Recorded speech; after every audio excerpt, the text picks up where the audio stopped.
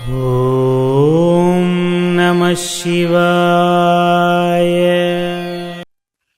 జై మహాతల్లి గురు బ్రహ్మ గురు విష్ణు గురు మహేశ్వరి కొండదేవత వనదేవత ఓం శక్తి దేవి శక్తి మహాశక్తి అష్టాది శక్తి పీఠాల అనుగ్రహంతో ఆయు ఆరోగ్యాలతో మనశ్శాంతి ఆరోగ్య శాంతి ఓం శక్తి.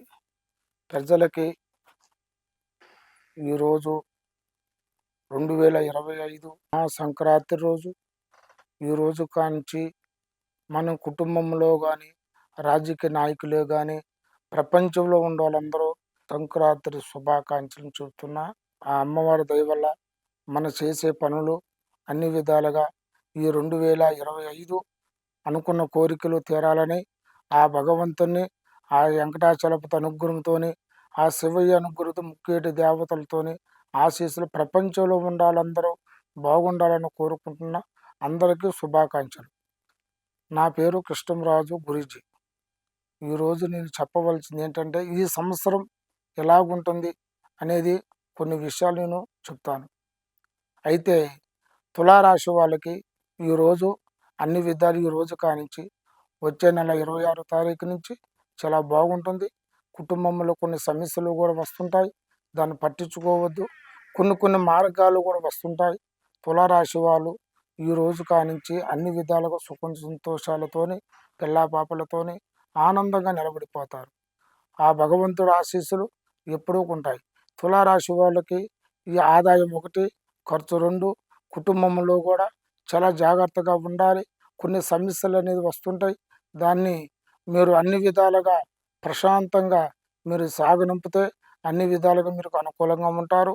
1 ఏది చేయాలనుకున్నా ముందు చెప్పి చేయకోకుండా 1 ఏది అనుకున్నా అది జరగవలసిన పనులు ఈ సంవత్సరం మీకు జరుగుతున్నాయి.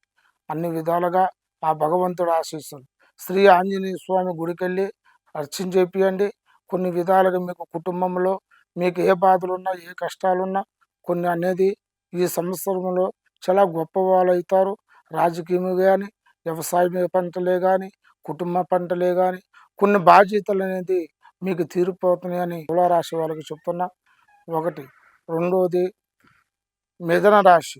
మిథున రాశి వాళ్ళకి 1, 2, 3 4వ పాదము ఆదాయము 3, ఖర్చు 2. ఏదనుకున్న వాళ్ళకి చాలా మంచి రోజులు వచ్చినాయి. కానీ కొన్ని కారణాల వల్ల మీరు దెబ్బతిన్నా మీరు భగవంతుణ్ణి దుర్గా ఆశీస్సులు చూసుకోండి. మీకు అన్ని విధాలుగా బాగుంటున్నాయి. ఈ 2025లో మీకు మంచిది. అన్ని విధాలుగా భగవంతుడు ఆశీస్సులు ఎప్పుడు ఉంటున్నాయి. రాజకీయంలో కానీ కుటుంబంలో కానీ కొన్ని సమస్యలు వస్తుంటాయి. అవన్నీ పట్టించుకోవద్దు. లక్ష్మీ అనుగ్రహంలో మీరు ఆదాయము కూడా పొందుతారు. కుటుంబంలో కూడా పొందుతారు. మీ కుటుంబంలో ఏ బాధలు వచ్చినా ఏ కష్టాలు వచ్చినా కూడా ఆ భార్య భర్తలు సుఖ సంతోషాలతో ఆధారంతో ఉంటాయి మీకు. కానీ కొన్ని మార్గాలు చిన్న చికాకులు వస్తుంటాయి. అవి మీరు పట్టించుకోవద్దు. మీరు భగవంతుడు భార్య భర్తలు దుర్గా ఆశీస్సులు చూసుకోండి. మీకు అన్ని విధాలుగా భగవంతుడు అనేది మిమ్మల్ని కాపాడుతూ చూస్తున్నారు.